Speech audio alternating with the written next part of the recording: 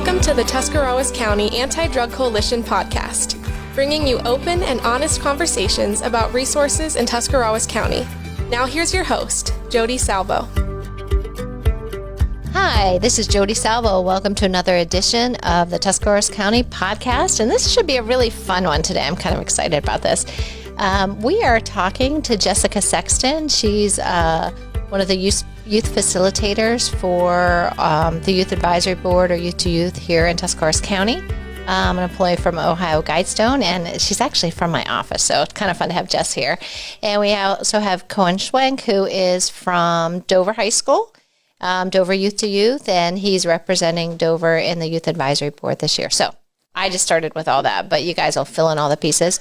So with that, Jessica, why don't you just tell us a little bit about who you are and what you do, and we'll start that way. Yeah, okay. So again, my name is Jessica Sexton. I've just recently been hired on at OhioGuidestone to be a youth-led facilitator. Can I just stop right there? I'm going to be interrupting today.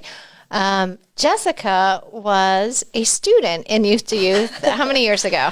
Was it 4 or 5? Oh, longer than that, because probably 7 or 8 when I started. Yeah. So, it really was a long time. It was a long time ago. So this is really fun for me because there's no greater pleasure than watching a student come up through a program, not only doing it so well, but then to be able to come back and then just work with the students, because you did such a great job in high school. When we had an opening a position, I was so excited because you were the first person I thought of, like, oh, this will be fun. So anyways, go back to... Oh, yeah. Well, thank you. Yeah. Thank you for saying that.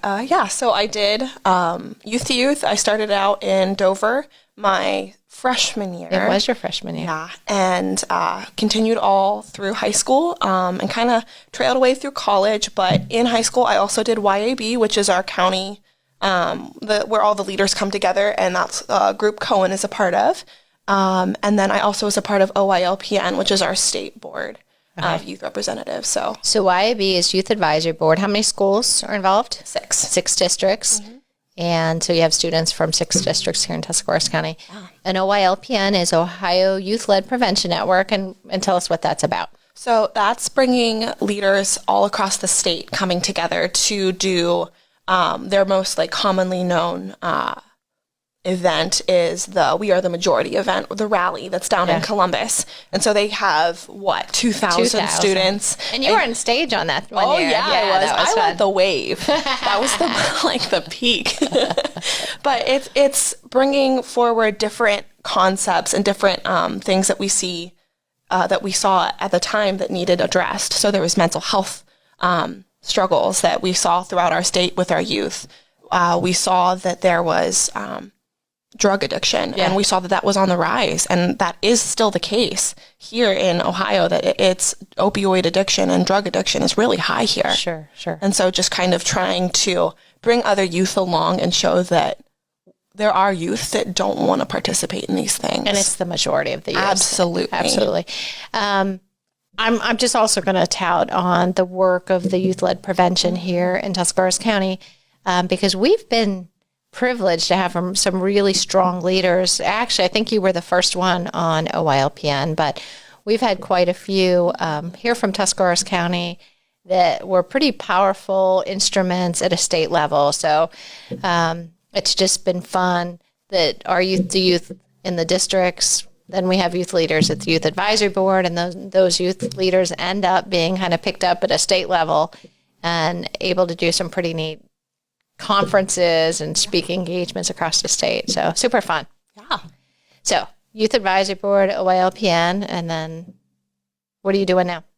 So now I go through different schools, and we're just leading some of the youth to youth groups that are still kind of functioning with all this COVID mumbo jumbo that's going on.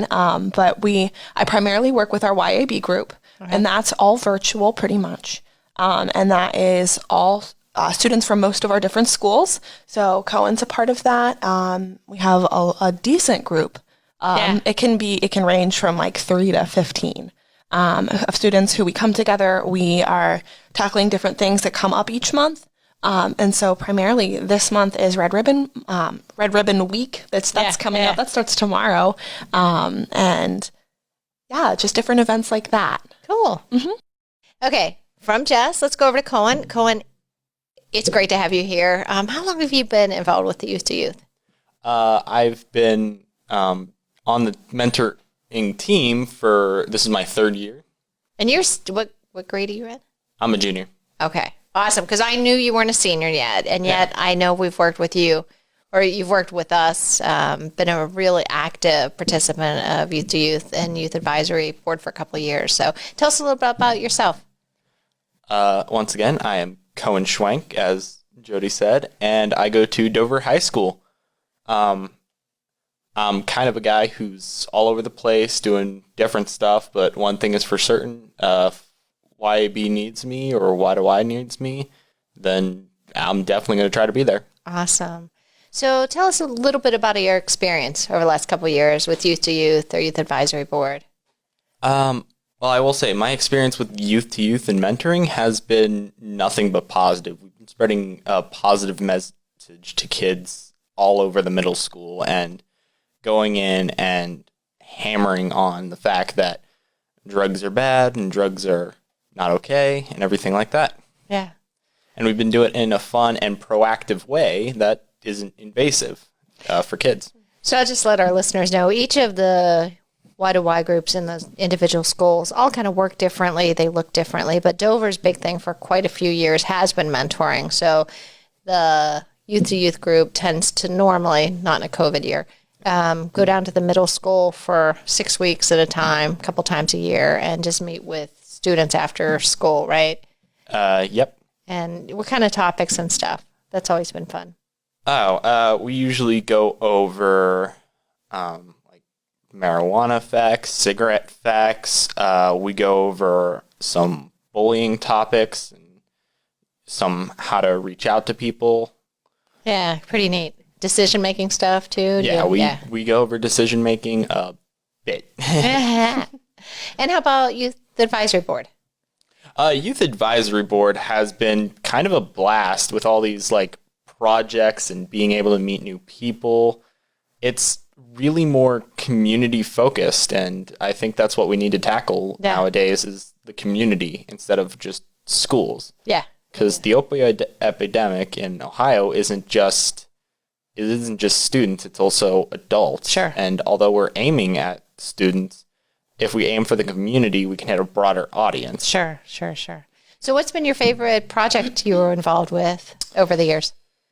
I would actually say my favorite project has been the mentoring. Okay. Mainly because it's just kind of fun to do these little activities with the kids and teach them how to deal with these situations and what to avoid. We love watching you guys mentor because you all make much more difference than the adults do going into the schools. I mean, they look up to you guys. You guys are high school students making healthy decisions, and y'all are cool and relevant and things that we might not be. So, and if I could reflect on that, and actually do want to say this, for those in the audience who are maybe older or maybe don't get why kids don't really look up to adults as much as they do their youth, it's because those of similar age levels or close to similar age levels are seen as cool because they're more relatable. They've been through similar things. Yeah.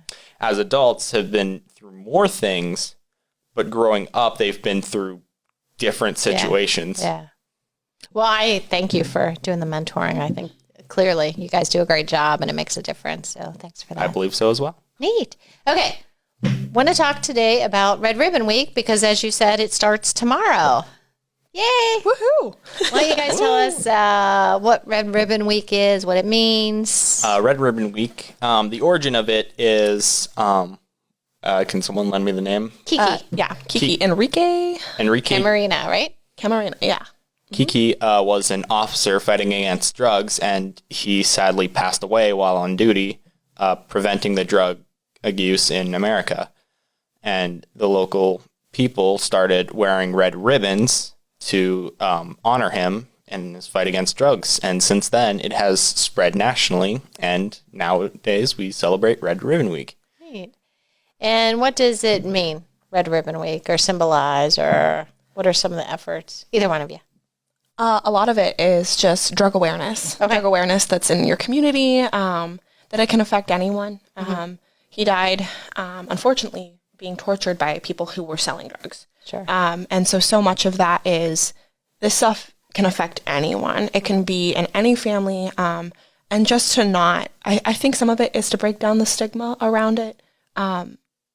In schools, that makes it a bite-sized piece to talk about it. And then, to show respect to the family. Yeah. Cool.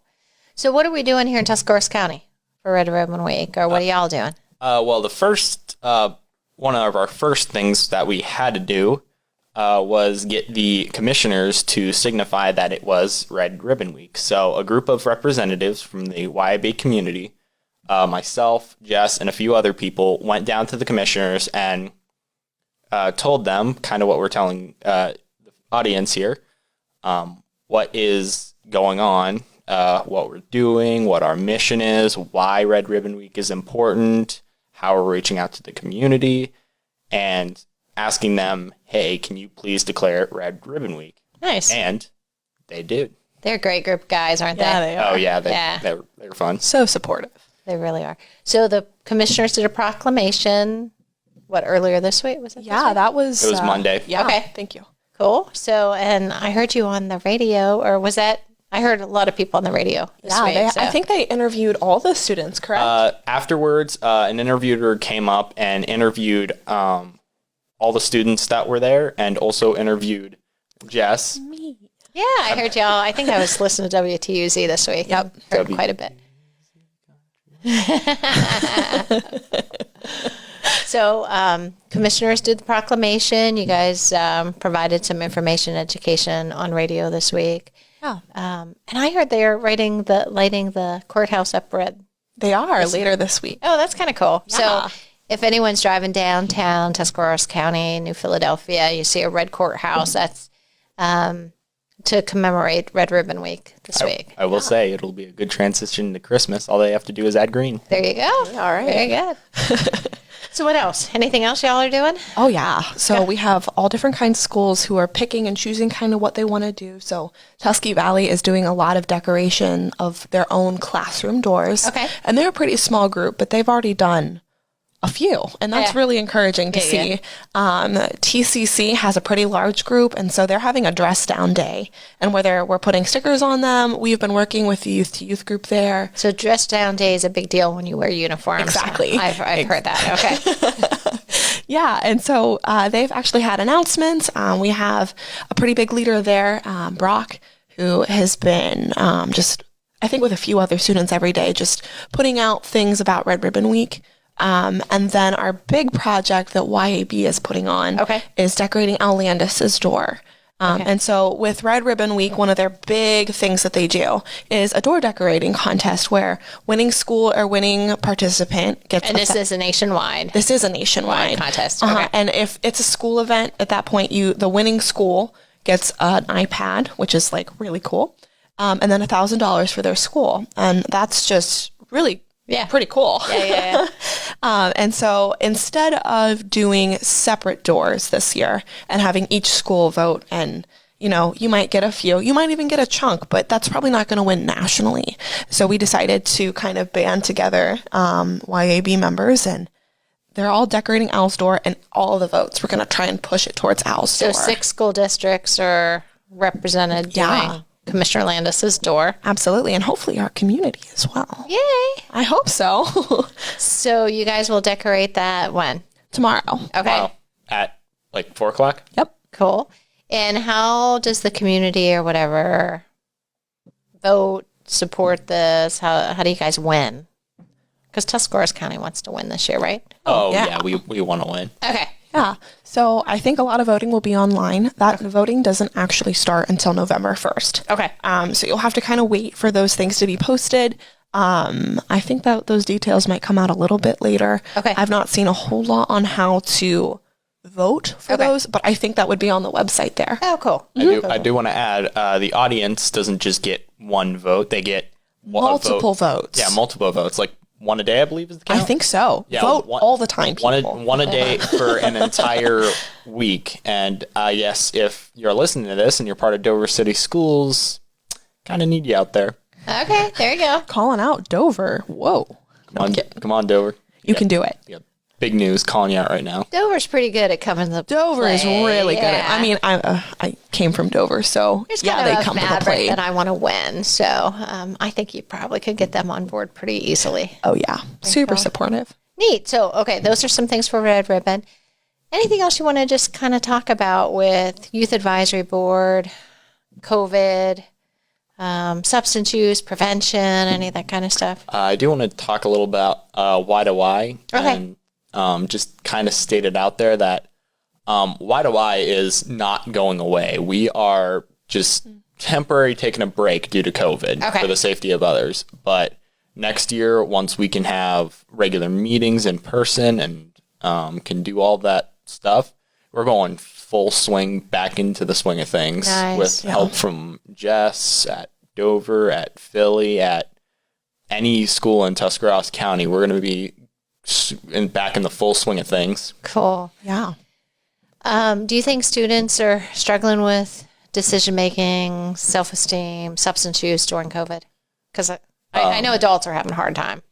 Yeah. Okay. I can say that pretty much for certain that, yes, there are students out there who are struggling with decision-making, struggling with COVID, messing up their schedules, struggling with drug abuse. And as multiple times we've discussed in Y2Y, people are getting easier access to this because they're not in school. They're at home, so they have more time to do it. Not saying to completely take up your kids' time. But just be wary that.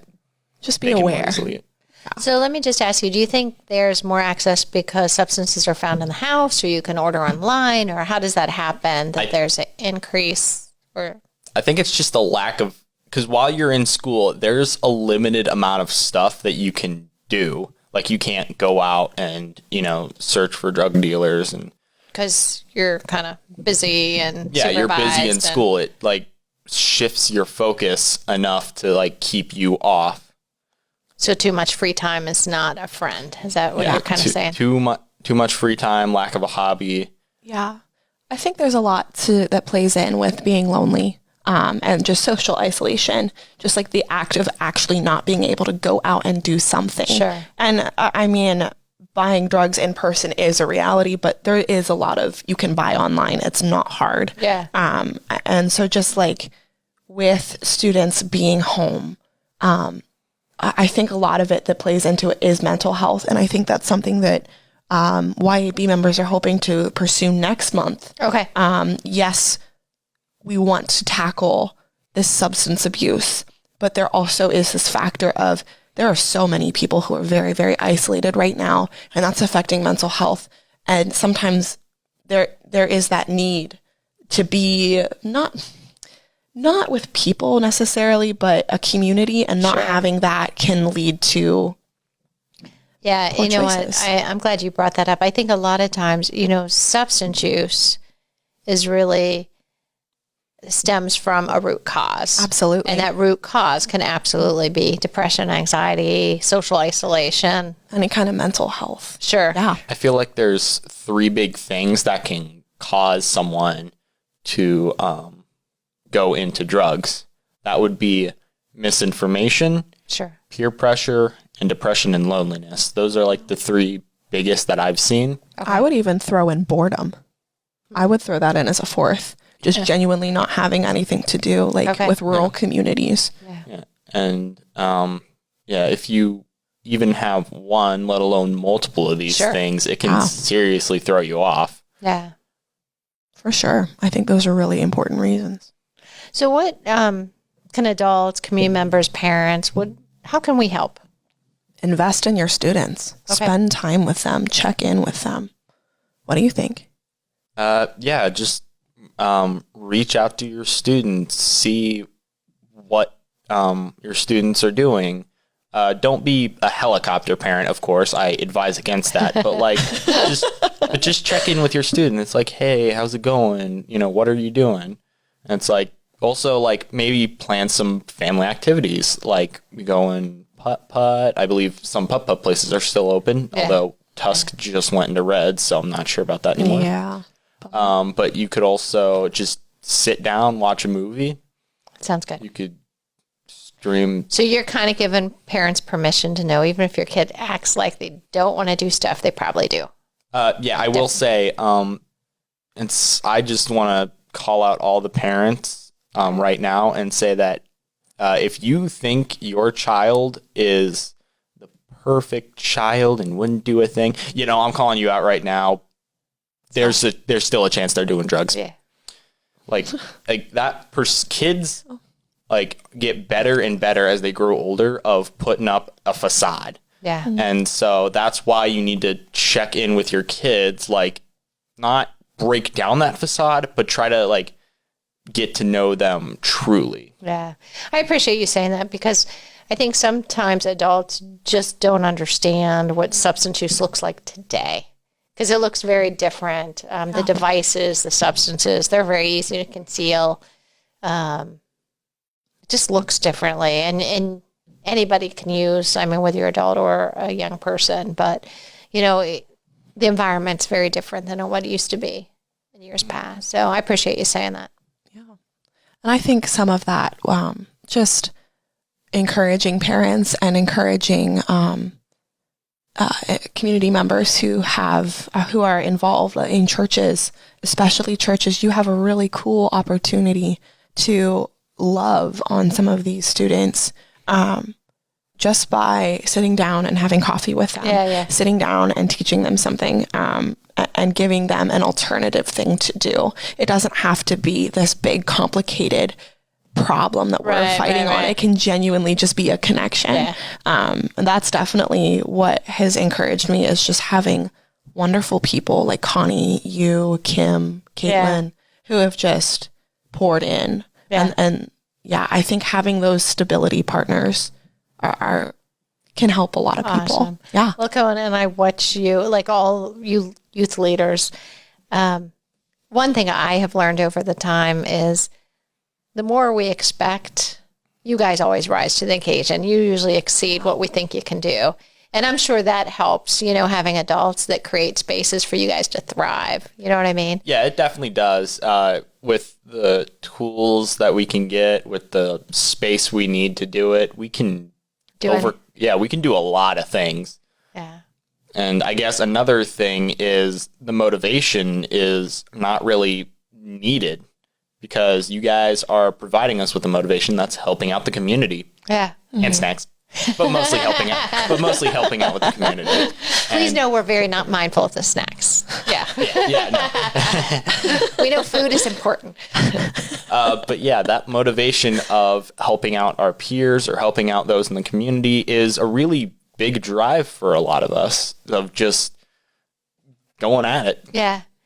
I love that you say that, because I don't know if adults always realize how great your generation is. Like, your generation really, and I've said this for years, you guys care about other people. I think more than a lot of other generations did. I always see it. It's, you guys kind of want people to be genuine, authentic. You like justice. I know that's a broad statement, but I see that your generation really is about, y'all don't tend to judge other people, and you want everyone to do well, and you're willing to step up and be some of those solutions, which is super exciting for me, because when I watch you guys go from freshmen to seniors and then think, oh my goodness, you guys you're changing the world already. And it's just fun to think about how you're going to be used in the future. So that's super fun. Well, I'll tell you what, anything else you guys want to add about Youth to Youth? Red Ribbon Week? Wear red and vote, people. There you go. Yeah, wear red. Vote for the door. We'll have information out on Facebook and social media, probably in the newspaper coming out. Well, listen, I want to thank you guys for coming today and just sharing a little bit about the Youth Advisory Board, the work in the community. You guys are making a difference. And I I personally appreciate it. I know our listeners appreciate all y'all do. Oh, well, thank you for having us. Yeah. Well, thanks. Yeah, thank you for giving us on.